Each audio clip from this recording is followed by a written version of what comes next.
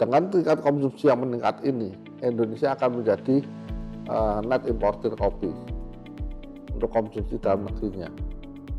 Ke depan industri Indonesia sendiri akan head to head dengan perusahaan asing. Itu udah pasti terjadi. Itu sama halnya dengan industri kopi biji. Sekarang industri kopi biji itu sekitar mungkin 60-60% lah itu dikuasai oleh pedagang luar negeri. Kenapa? Kita sebagai pengusaha lokal tidak mungkin bisa kompetisi dengan mereka.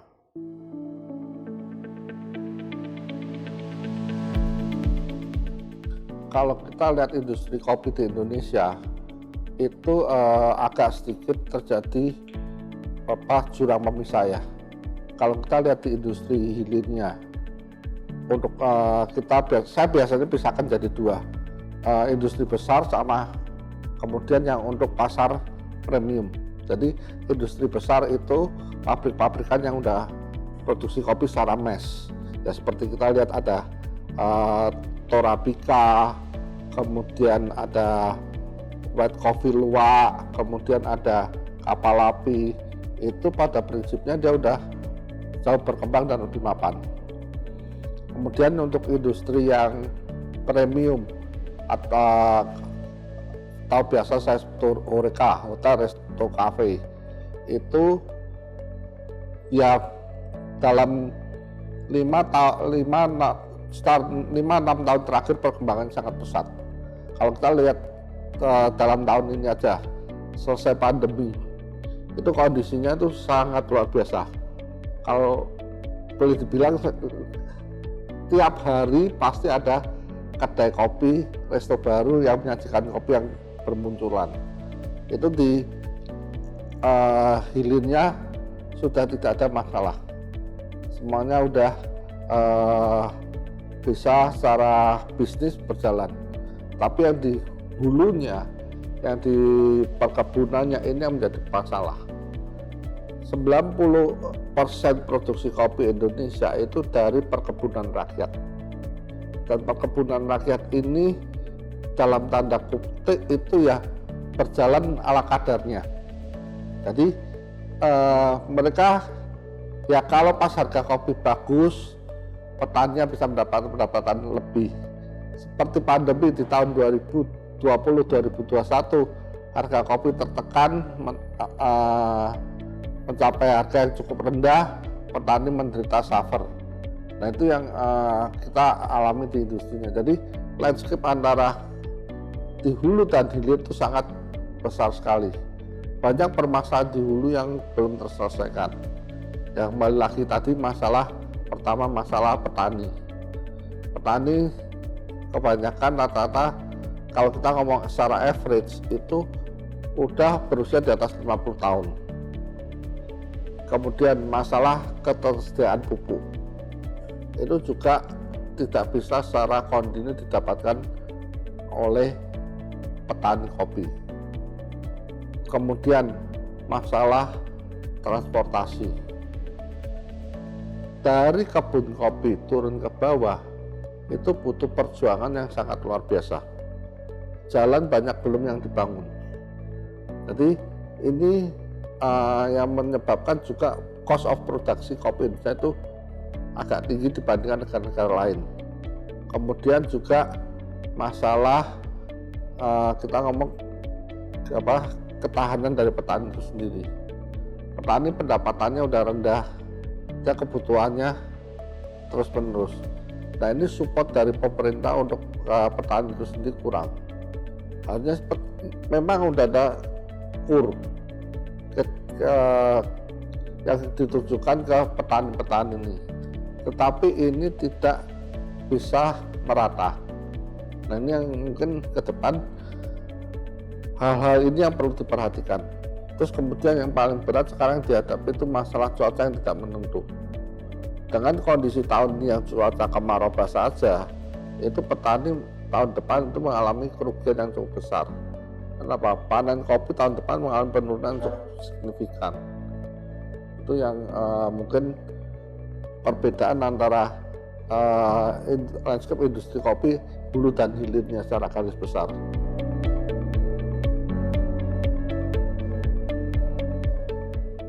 Ini sebenarnya mudah, itu harusnya ada sinergi dari petani itu sendiri, pengusaha dan pemerintah. Seperti saya lakukan pendampingan yang saya lakukan itu bisa berapa banyak sih, kan jumlahnya juga terbatas. Nah ini yang butuh support dari pemerintah, yang dia ada tenaga lapangan, penyuluh lapangan PPL untuk bisa lebih aktif dan jumlahnya diperbanyak.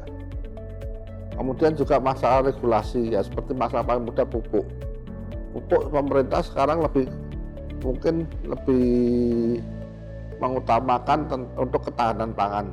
Jadi pupuk lebih banyak untuk seperti beras, jagung, kedelai di sana. Sedangkan untuk perkebunan sendiri itu ceritanya masih menjadi anak dua.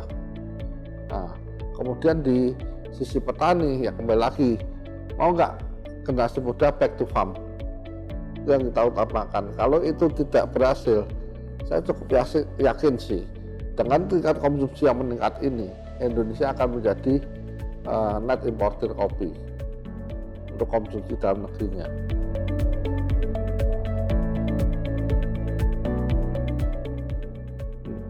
Ya, kalau tren kopi itu tiap berganti-ganti terus, dan dulu pergantiannya masih lambat, tapi kalau kita lihat yang terakhir, pergantian tren kopi itu sangat cepat. Jadi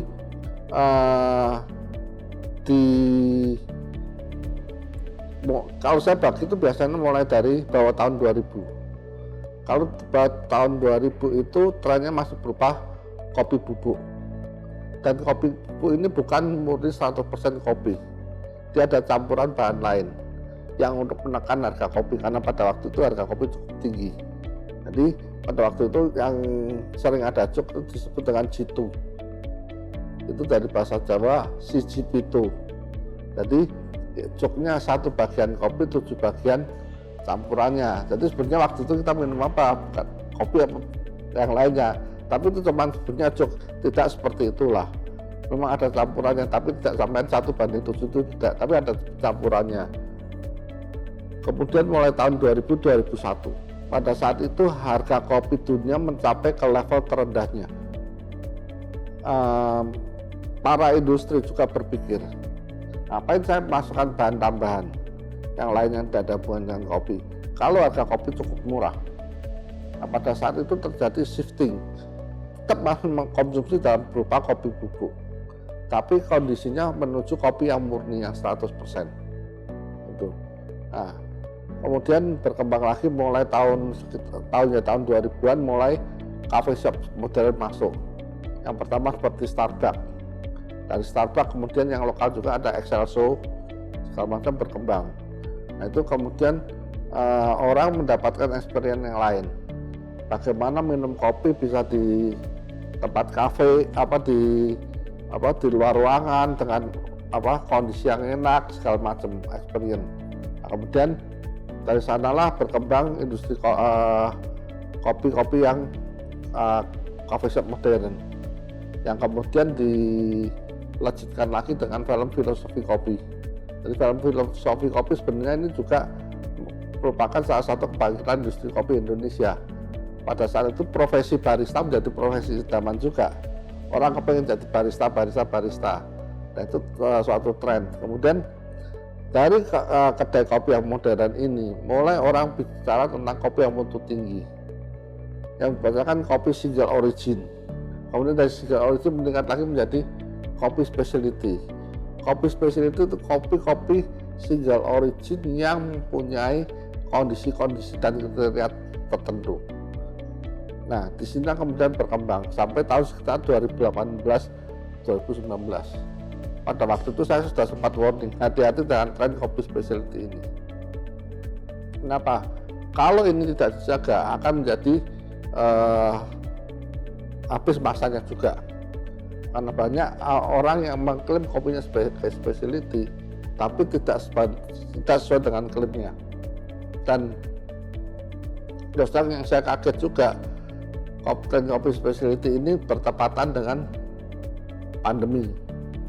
Otomatis demandnya untuk kopi specialty ini turun banyak. Kenapa? Karena konsumen kopi specialty kebanyakan ke hotel, resto, kafe. Yang pandemi ini terkena pukulan cukup parah. Yang tidak boleh operasional dibatasi segala macam, akhirnya menurun. Dan yang berkembang itu masalah es kopi susu. Nah itu yang saya terus terang kaget. Kita ngomong dari mutu kopi yang cukup tinggi, kopi specialty, orang ngomong single origin kopi specialty, dihantam dengan kembali tren lagi, yang kembali ke basic es kopi susu. Nah ini yang satu tren yang tetap akan berubah lagi. Dimana ke depan itu saya masih juga belum tahu secara jelas. Kenapa tahun 2023 kan kita udah ngomong akan ada resesi, kondisi permintaan akan menurun segala macam. Itu akan mempengaruhi tren dari kopi seperti apa saya belum tahu. Tapi berdasarkan pengamatan saya sebenarnya kalau ada resesi itu konsumsi kopi tidak pernah menurun. Konsumsi kopi malah meningkat. Jadi sebagai bukti tahun 2008 terjadi krisis ekonomi di Amerika. Konsumsi kopi Amerika tidak menurun malah meningkat. Di Eropa tahun 2010-2012 sama, konsumsi kopi juga meningkat. Nah, itu kan berarti suatu bukti bahwa ada resesi, ada krisis, malah orang stres. Mungkin orang stres kompensasinya minum kopi. Nah, saya lihat sih benar apa enggak kalau sesuai dengan pattern yang ada, tahun depan pasti konsumsi kopi akan meningkat. Dan cuman kembali ke orang yang harga kopi yang mungkin nggak terlalu tinggi. Jadi mungkin yang kopi tren seperti kopi specialty, high quality, premium itu agak berkurang. Kembali ke normal-normal aja yang worth it lah kalau istilah saya lah. Apa yang kita bayarkan, apa yang kita dapatkan gitu.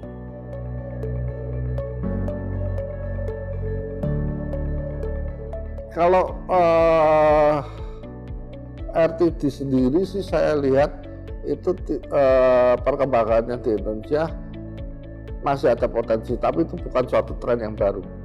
Cuman itu memudahkan orang untuk konsumsi kopi. Di Jepang itu sendiri tren RTD sudah terjadi sekitar 20 tahun yang lalu dan 5 tahun, 6 tahun ini berubah lagi. Jadi tren RTD ini dia sudah mulai melambat. Kebanyakan sekarang orang mulai minum kopi yang fresh brew.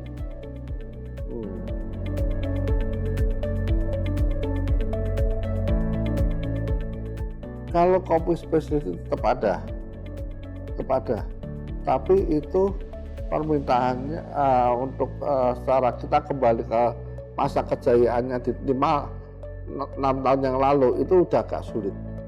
Orang akan realistis dengan kondisinya. Lebih tahun depan kita mengalami krisis ekonomi. Jadi orang akan konsumsi kopi, tetap mereka butuh kopi, mereka butuh kafein. Tapi mereka yang konsumsi itu sesuai dengan kewajarannya dan harga tidak terlalu tinggi, itu yang pasti untuk dikonsumsi oleh masyarakat pada umumnya.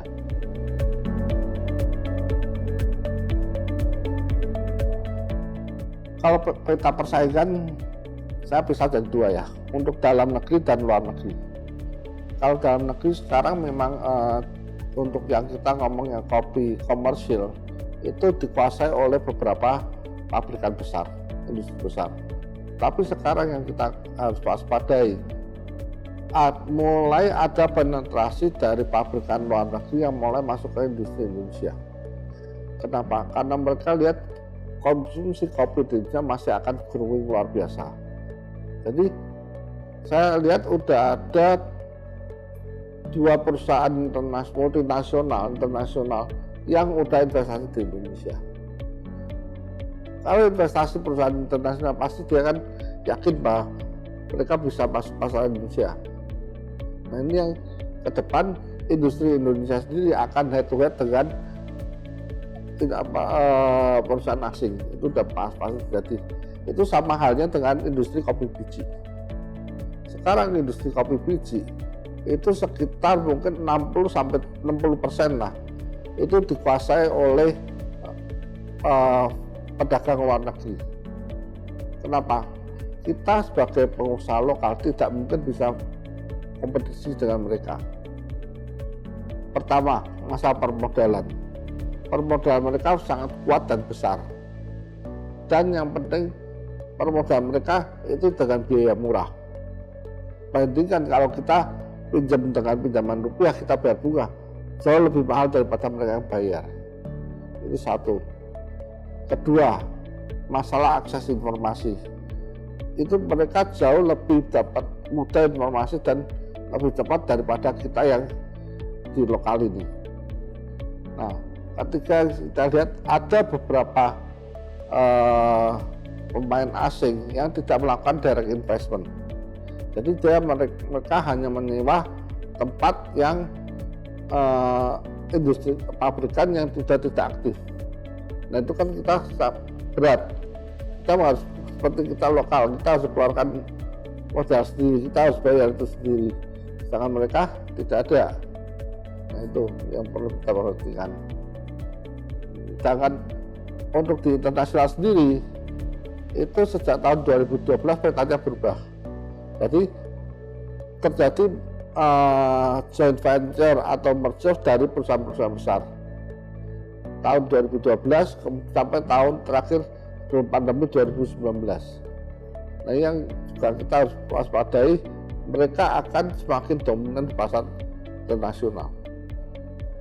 Industri kopi internasional 55% dari semua pedagang kopi internasional itu hanya dikuasai dua industri. Satu disebut dengan Jakal Dok Export perusahaan Belanda, joint venture Dok Export dan perusahaan kopi Switzerland. Itu GDA istilahnya. Kemudian yang nomor 2 itu Nestle. Atau dalam perusahaan yang terkenal Nescafe. Itu total dua perusahaan ini itu sudah menguasai market share itu 55%. Sedangkan yang lainnya 45% bagi menjadi lingkungan industri. Nah, itu yang mungkin kita lihat di mana persaingan internasional itu juga sudah sangat berat lah, karena tergantung kepada dua perusahaan ini aja.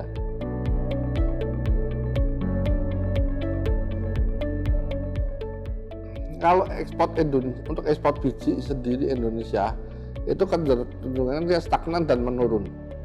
Kenapa? Karena produksinya dalam negeri itu dia tidak ada peningkatan yang signifikan.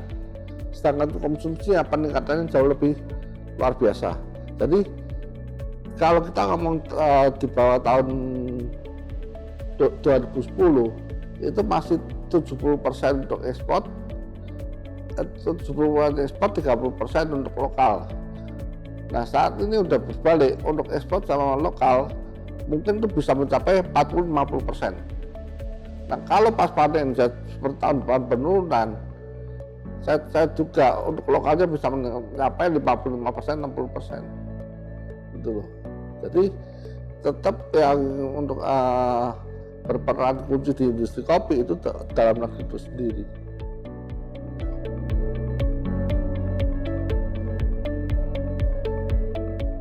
Kalau ekosistem kopi itu sendiri itu ekosistem yang unik. Dia terbentuk ya seperti tadi saya ungkapkan, tidak ada campur tangan pemerintah. Jadi itu ya terbentuk secara otomatis. Jadi ya di hulu, di hilir itu semua. Seperti di hilirnya itu perkembangan seperti lomba-lomba barista itu semua. Dulu itu ya ala kadarnya semua berdasarkan pertemanan, sama-sama suka kopi akhirnya berkembang sendiri. Nah sama dengan di hulunya ini ekosistemnya juga nggak tertata secara rapi.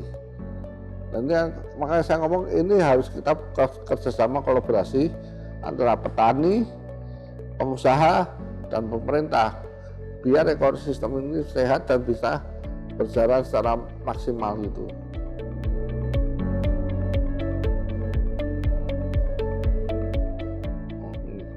Oke, untuk usaha dan bisnis kopi itu sendiri di Indonesia itu dalam negeri sendiri itu potensi masih besar. Jadi baik di hulu maupun di hilirnya. Di hilir kalau kita lihat pola kondisi kependudukan Indonesia masih muda. Berarti untuk konsumsinya itu pasti juga bisa meningkat luar biasa. Berarti di sisi hilirnya untuk skala bisnis itu masih sangat luar biasa. Di hulunya dengan cuaca yang tidak menentu ini, kemungkinan harga kopi akan meningkat. Jadi di hulu kita harus tata gimana petani bisa dapat nilai tambah dan penghasilan yang lebih. Jadi gimana kita sekarang menempatkan diri pada posisinya, kita mau di bisnis yang mana dan kita fokus. Nah kemudian kalau yang mau terlibat di bisnis kopi itu sendiri, itu jangan sekali-sekali kepengen secara instan, harus secara step by step. Learning by doing itu yang pertama dan lebih akan menghasilkan. Itu aja sih.